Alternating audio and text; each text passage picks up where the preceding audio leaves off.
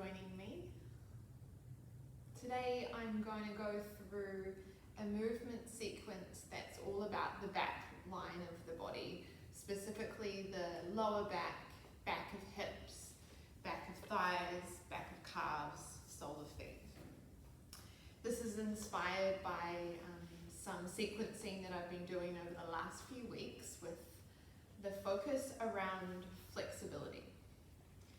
Flexibility is often what I find people say as a reason for coming to yoga, coming to a practice where you're not doing so much work on, say, cardiovascular stuff or strength stuff, but it's more about moving with your body through the range that you have. And yoga can be very appealing for people who are seeking more space in their body. That being said, I often will sort of have a little query or a question around flexibility being the goal or the practice, because the reality is being more flexible doesn't make us a better human being. It's very much a secondary tier health measure, not as sort of vital or as useful as longevity health outcomes as, say, strength or cardiovascular health. But it can help us, I believe the term might be maintaining youthful range, and it can help us also just work steadily towards a goal and notice what's happening as we progress through something where change takes time. So this practice that I'll lay out for you that we'll run through is about becoming more flexible or feeling your flexibility through the back of the line, back of the body, but by no means will it get you there in one day.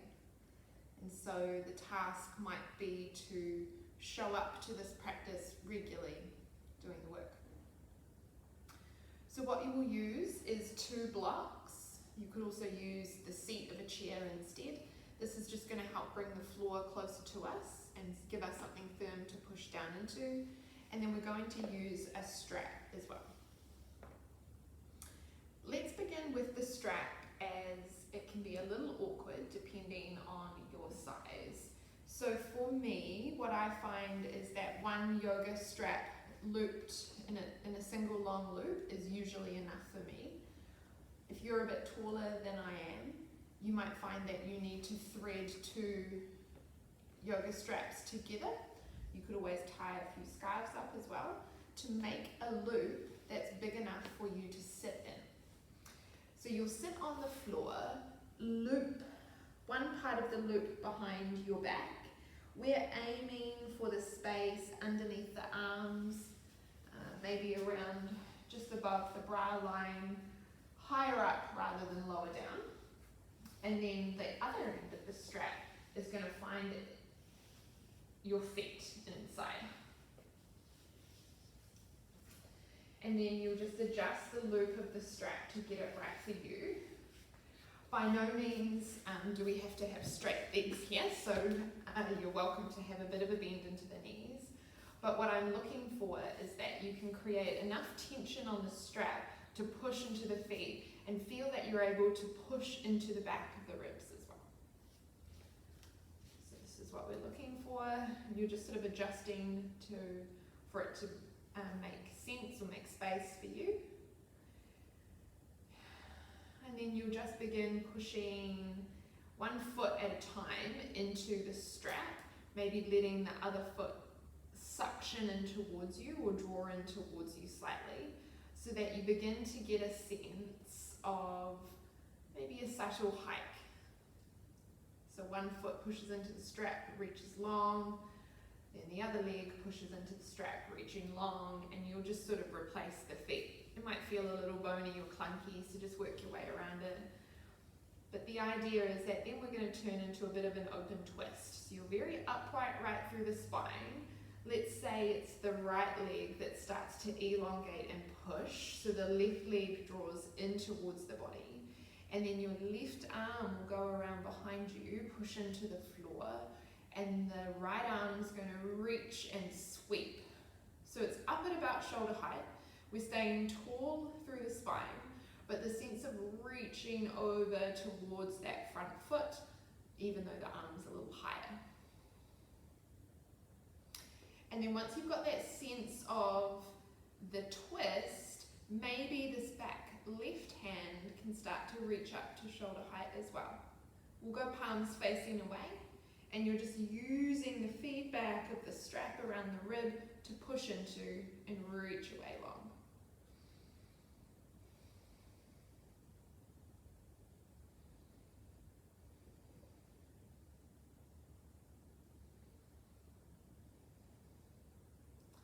You'll then spin yourself forwards, and then you're just going to do the same thing on the other side. So now it's the left leg that pushes in, the right leg will suction back, pull back up towards you, so it feels like you're kind of hiking or drawing the leg in towards the socket. The right hand begins on the floor, just pushing down so you can stay tall, and then you're reaching forwards, arm about shoulder height with the left hand. Still maintaining that sense of tension from back of ribs to ball of foot. And then you're going to reach up with the opposite hand.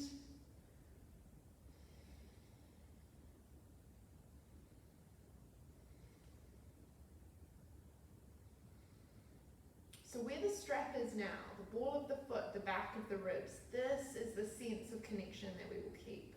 We're going to find this looped strap position again in a moment, but for now you can spin yourself round and forwards and you can get out of the strap. We're going to come into hands and knees next. Place your block to the side, place your strap to the side, grab your two blocks, that's where we're heading, and we'll just come into tabletop, quadruped. Hands on the floor at first, but you're going to place your hands on the blocks in a moment, so get them ready. And from tabletop, tucking the toes just to get a sense of connection with the balls of the feet. We're thinking about the lower spine here, the pelvis and the tailbone. So we're going to move through our cat and cows leading from here. So we'll come into the cat shape first, thinking about the tailbone, that lowest part of the spine. The pelvic bowl starts to tip back, the tailbone scoops down. You're pushing your tailbone down to the floor so that you feel the space of the lower back start to lengthen. The mid-back and the crown of the head follow by pushing up between the shoulder blades, doming, and then maybe letting the head drop down between the knees. Now, moving the other way from the tailbone first. So find that sense of starting to lift, hook or pull the tailbone up towards the ceiling. The lower back drapes and arches. The chest now shines forward, maybe energetically tractioning the hands down towards the knees. And you're welcome to look up if it's comfortable, or just stay tall through the crown of the head. And you're going to go back and forth a few times, leading from the tailbone, tipping tailbone up, pelvic bowl forwards, arching lower back, tension through hands, soft neck. Round in your own time.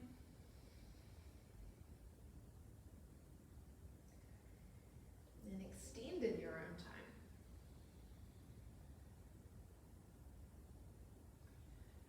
Now, staying on hands and knees, we're going to shift the weight of the body forwards and back. So with tucked toes, start to go hips back to heels.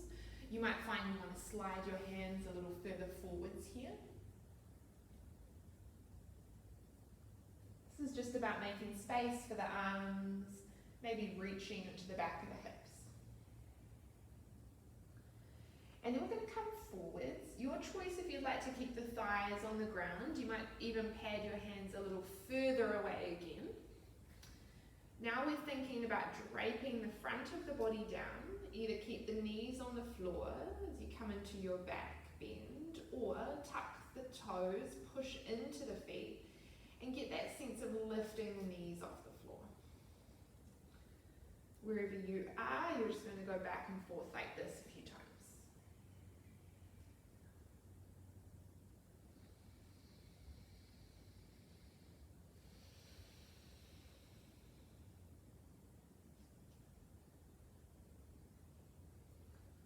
Again, just finding that connection of the balls of the feet and the relationship with the ribs.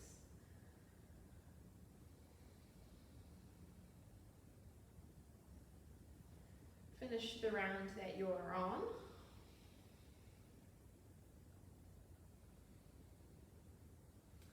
And the next time the hips go back to the heels, we're going to step one leg forwards. I'll do the right hip first. So we go knee in towards the body and then foot down on the floor. And this is when you're going to use your blocks instead.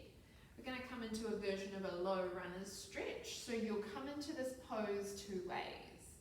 First of all, having the blocks on their tallest portrait height as a shelf for your hands to rest on.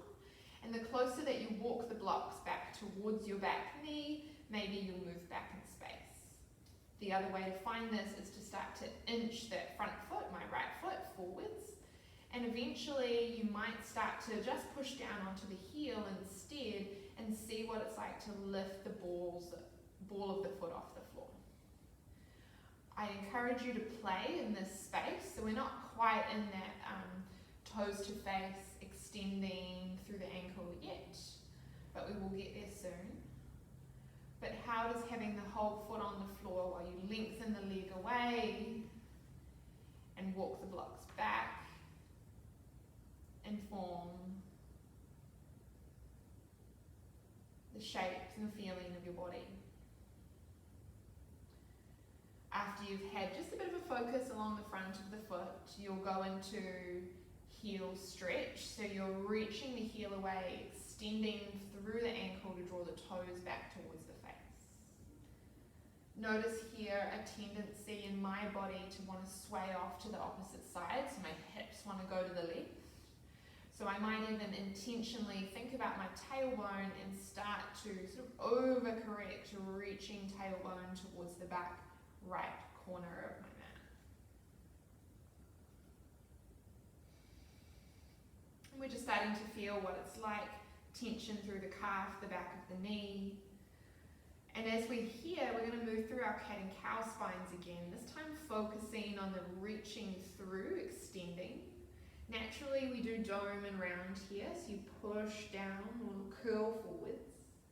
And then you're pushing into the block to lift or straighten the arms as you send the chest forwards and through. Just see what it's like to hold in this extended spine. And then you'll round again. And just twice more, lifting and extending.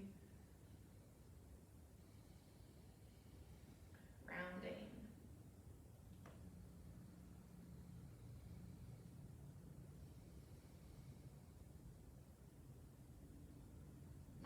You'll walk your hands forward, you'll take your feet back slightly, come back into tabletop. We're done with the blocks for a moment. Hands on the floor, go back hips to heels, and then drape forward, pelvis to floor. And you're welcome to go alternate between touched toes now and tops of feet on the floor. And playing with lifting the knees.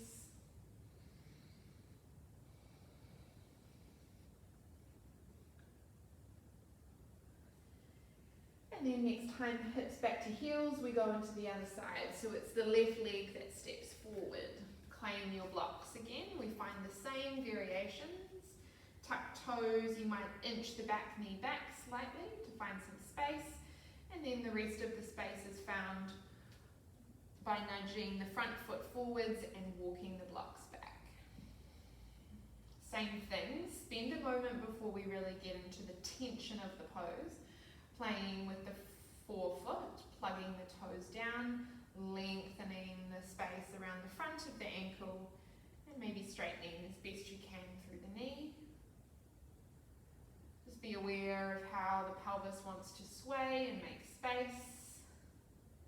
And then eventually peel the toes off, plug the heel down, lengthen, lift away, low kneeling runner's stretch.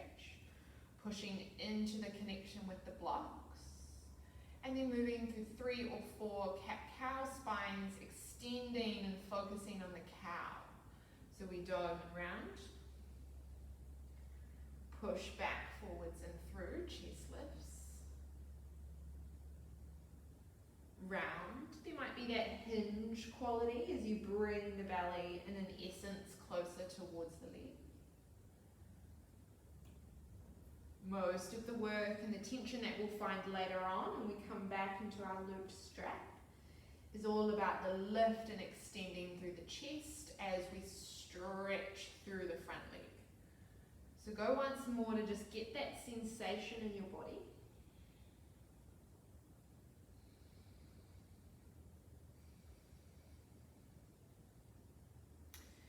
And then we're going to step ourselves out and we're just going to come into a little bit of ankle stretching using the blocks and coming into a lunge, and then we'll flow it all together. So what you'll do now is move towards a wall. You're going to have the length of your mat facing the wall, and this is just giving you something to push into. So we only need one block for this one, and we're essentially just going to stand in a stretched position in dorsiflexion, and the block's going to get us there. So you'll have the block in its flatter variation, maybe a foot or 2 feet away from the wall. You'll adjust as you go. So you'll come and stand up towards the wall. I'll be facing away from you. Hopefully you can still hear. And we're going to start with the same leg. So we'll start with the right foot, and you're going to place the forefoot on the block and have the heel down. Now the more stretch that you want, you take more of your foot onto the block, but a key element here is that you keep a connection with the heel onto the floor. Cool. And then you'll just find sort of your distance, keep adjusting as you go once you get a sense of what you're after, but we're trying to get just enough space that you can then have hands on the wall, and that back left leg is just going to move back into what would be a crescent lunge position. So front right heel plugs down while the ball of the foot's on the block, the back heel's lifted, and you're going to have enough space that you can bend into that front knee. Maintain the right heel connection, push into the wall, and all you're intending to do is keep trying to trap right knee over right toes. Maybe you aim for the 2nd or 3rd toe, so we're not going too far in with the knee, we're not going too far out with the knee, but trapping directly over the foot. Keep pushing into the wall, maintain this tension. Maybe you're even getting a back stretch through the calf on the back foot.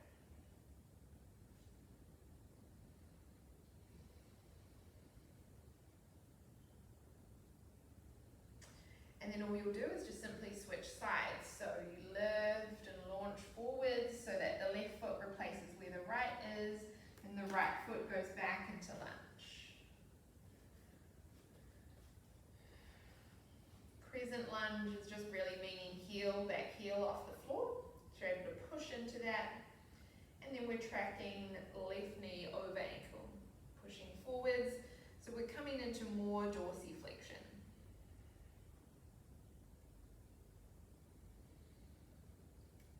Knee over toes, etc. Keep pushing, keep driving forwards.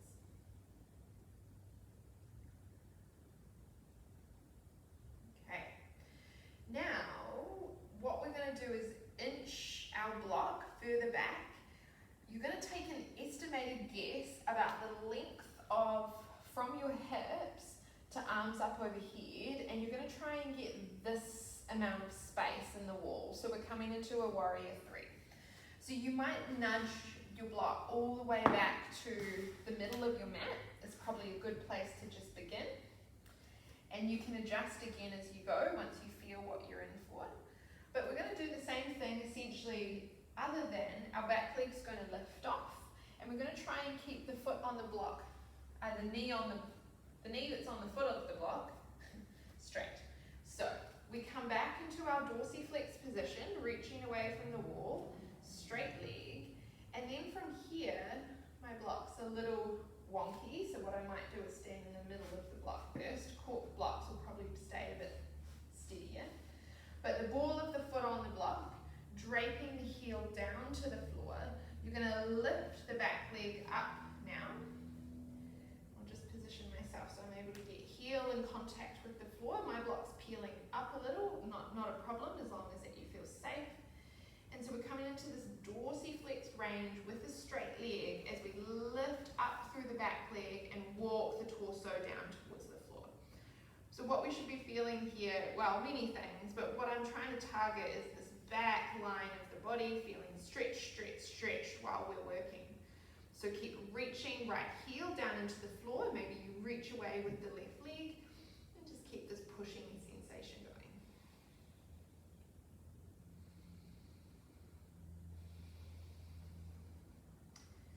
And when you're ready, you'll just switch sides. You're going to place the left foot on the block. Slowly see where you're anchoring. Can you have your heel down onto the floor? A little harder on this side to get the foot pinned down. Just take your time. And then lift the back leg up. Pushing the floor, pushing the wall away, pushing the floor away. Straight-legged. Some kind of warrior 3. You're welcome to play with the position of the pelvis, pointing down to the floor or rotating out towards the right side.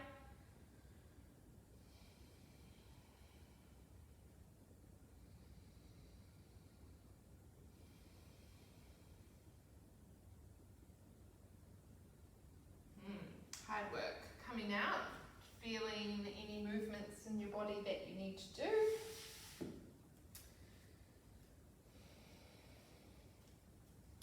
You might even just do a few squats now, bending into the knees. We're going into dorsiflexion as the knees bend, and just paying attention to what's happening here. Okay. Coming up next, this is when we're going to use our strap again. We're kind of going to step into a pyramid pose. We'll use the 2 blocks as well. So you'll set your blocks up in a very similar way to you had them in your kneeling runner's stretch. It's a little awkward to get into this one, but I think you'll feel it once you're in it. So just making sure that the strap's kind of in the middle, the buckle's in the middle, so it's not like the buckle behind the ribs or the buckle underneath the foot. And then you're going to get in your strap again. You're essentially going to start the pose in a hip hinge, in like a halfway lift feeling. So you start to hinge at the hips, the torso's parallel-ish, and then you're going to slide the right foot into the strap, so we start to get the same relationship from our seated position. Hands to the blocks, steady place of stability, probably just in front of the forefoot. And then the left leg, is going to step back, a short stance, just enough so that you can have the whole sole of the foot on the floor. And then we might think about what we would do in a warrior 1. So there's just that sense of the toes out slightly, and this is all just to anchor you to the back of the leg. So what I feel here as I point my toes out is the beginning of the spiraling-like feeling, pushing into the pinky toe side to start to wind up through the legs. I'm going to shorten my strap slightly just for more resistance, so keep adjusting as you need. And then we're just pushing into the ball of the right foot, reaching away with the ribs, grounded through the back heel, and using the blocks to help support us to extend the chest forwards and through. Now that you've got the push and the connection with the ball of the foot, can you keep your heel reaching down as well? Take about 5 breaths here, and just do the stuff, whatever your posturing stuff is. If you like to think about where your pelvis is, feel free to tip back and forth. Same that sway side to side. We might want to sway off towards the right here, so maybe you think about lengthening the tailbone to the back left corner. Breathing deeply and comfortably into the back of the ribs.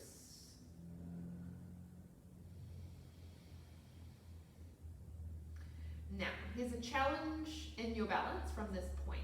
We're going to step the back foot in to meet the front, And then we're going to keep this tension on through the strap in the middle of the back to foot. And we're going to start to rise up into a standing single leg. So you're using this hike strategy that we did at the beginning when you were sitting on the floor with the loop around you, and pushing into the back ribs, the front foot. Can you begin to just bring yourself up to standing? So I've done a little micro bend into the knee. You might feel that you need to hold on to the straps, otherwise just get your hands out of the way, and you'll reach yourself all the way up to standing, straight leg.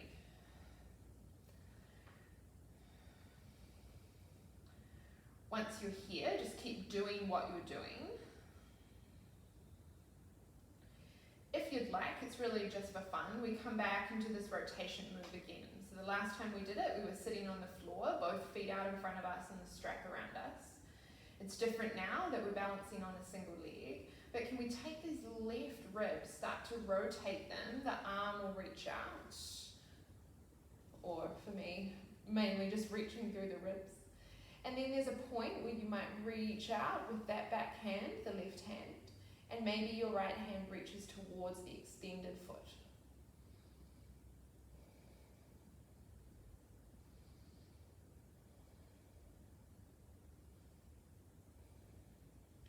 No particularly fancy way out, you just bring yourself out, forwards and down, let go of the strap for a moment, have a bit of a squat, maybe a boogie side to side, and then we'll just set ourselves up, same thing on the left side.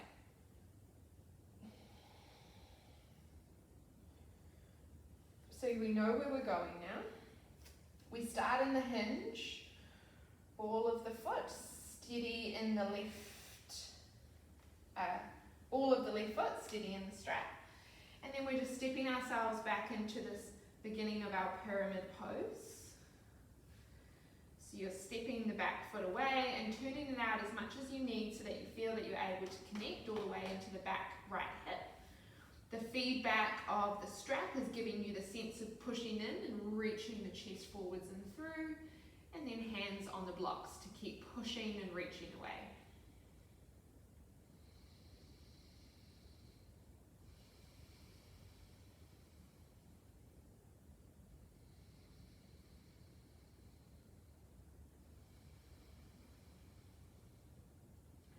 Final moments here, really ground down through the heel of the left foot and of the right.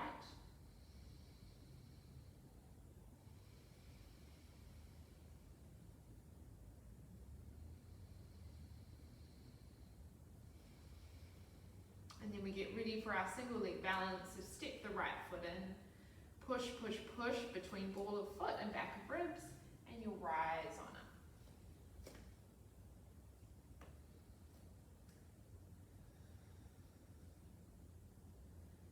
Keep the sense of connection. Harder for me on the side. And then maybe if it's there, you play with that rotational aspect. Not quite there for me today, but maybe you're able to spiral the right ribs around, left ribs follow.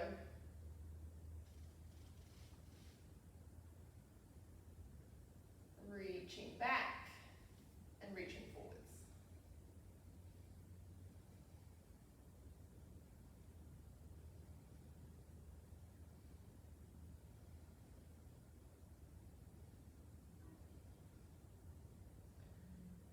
Way to come out, just unwinding, releasing the strap. We're going to be done with it until the floor again. So you can place it to one side, have a little boogie and a bounce.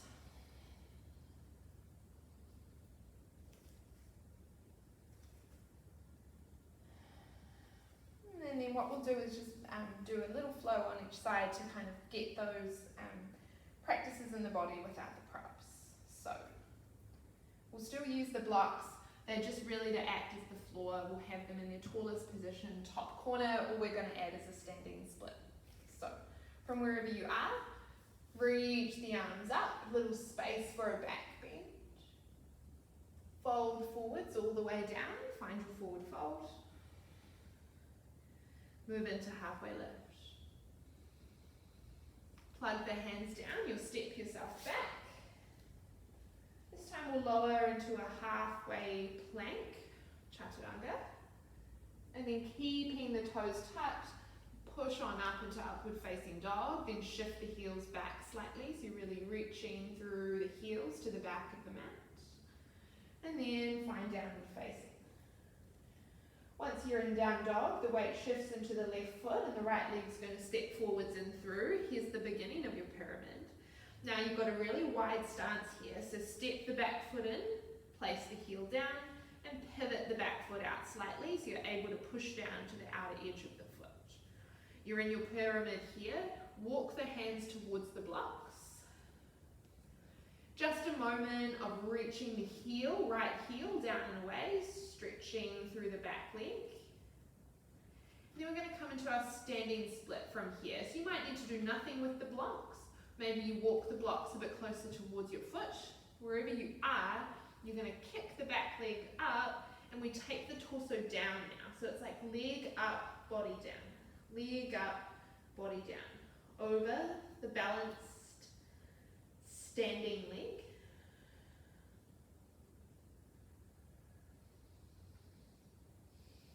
Keep a sense of breath in the back of the ribs.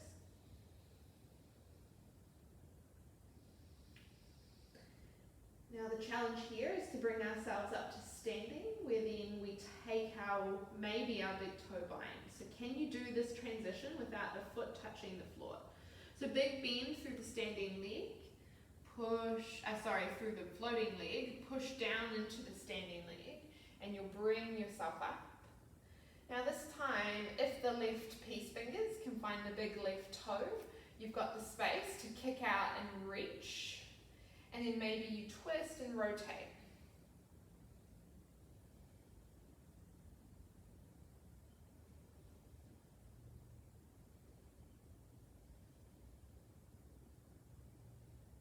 Unwinding, coming on back out, foot to floor, reach up, fold forwards,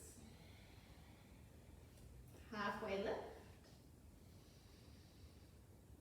fold again, plug down, low press, chaturanga, inhale to up dog, exhale down dog. Left foot steps forwards and through. Right foot steps in a lot, heel down. In the beginning of your pyramid, anchor to the back heel. Bring yourself up. So there's a feeling of the halfway lift in the spine, the beginning of that strong stretch through the front leg, and then standing splits, leg up, body down. Lifting, but still pushing into the blocks. Maintain that sense of left heel reaching down into the floor.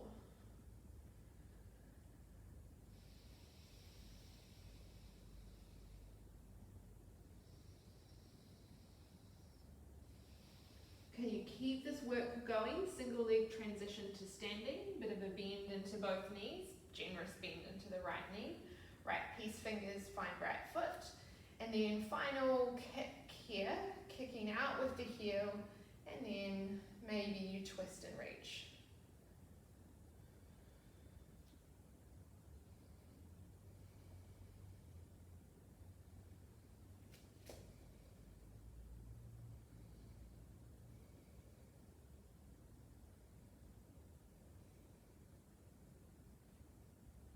Making your way out slowly, placing foot on floor. Have a bit of a wiggle. And then we're going to come to lie on our backs, getting back into our strap one last time.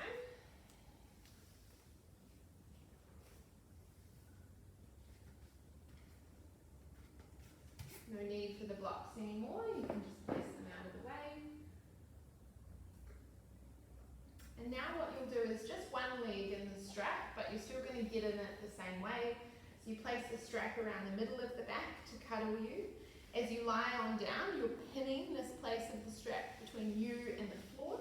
Again, just making sure the buckle's in reach to adjust at any point. And then you're going to place your right leg in the strap as you come to lie down.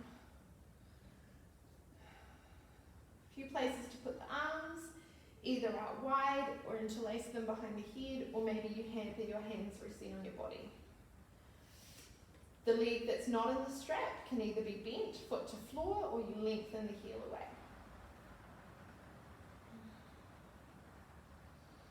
As you're here, you might play with the subtlety of pressing the big toe mound into the strap versus the pinky toe mound.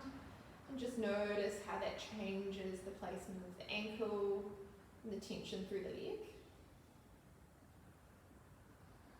We're working on the back lines. We're going to keep our legs straight, but at any point if you felt that you needed to move out of tension through the hip, you could always take your leg out to the side, no problem. But what we're trying to do is keep the tension calf, back of knee, back of thigh, back of pelvis.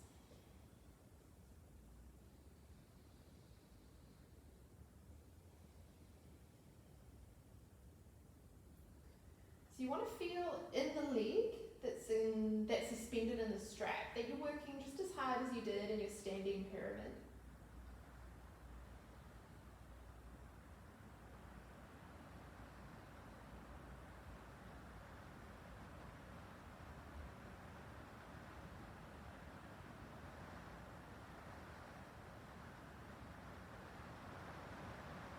Maybe take about 5 more breaths.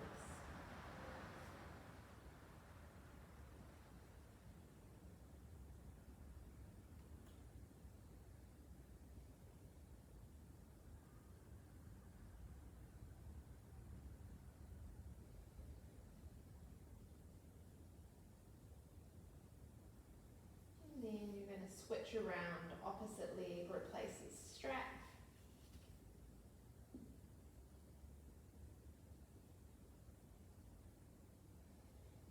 Pushing, maybe you play with those same sense of where the big toe mound, pinky toe mound, ball of foot is in relation to the strap.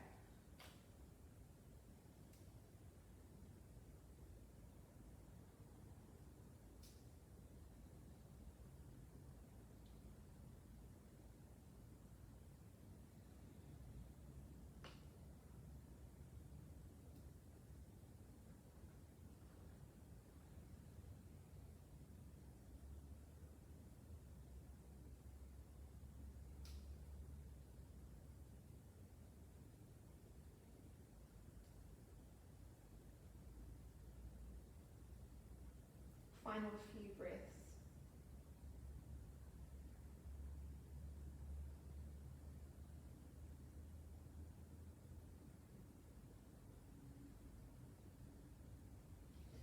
And then as you unwind out of this, we come into just a rest, a pause in our Shavasana. You're welcome to get out of your strap entirely, or maybe you just disconnect the legs from it. And then you're able to just lay long, be here for, hold the space for about 5 minutes for rest. If you want to put something under the knees, blanket over you, maybe something for the back of the head, take your time to get settled and insist on being comfortable.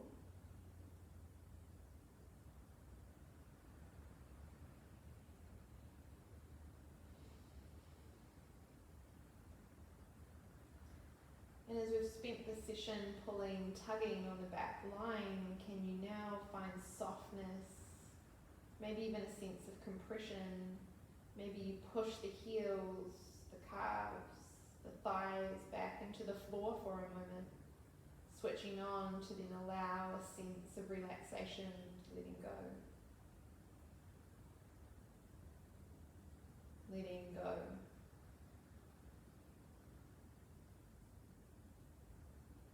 Let go.